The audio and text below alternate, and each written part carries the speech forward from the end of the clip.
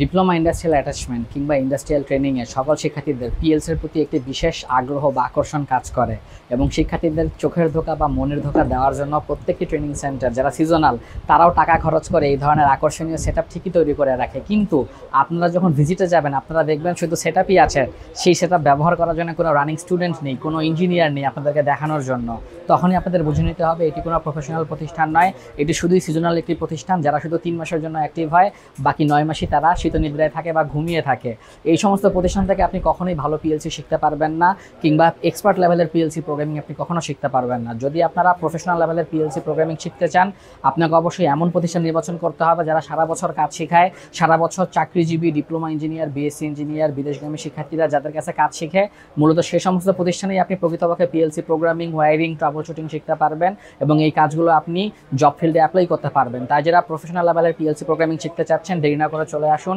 দেশের সবচেয়ে বড় এবং সেরা প্রতিষ্ঠান মাল্টিপারপাস ইঞ্জিনিয়ারিং অ্যান্ড ইন্ডাস্ট্রিয়াল অটোমেশনে।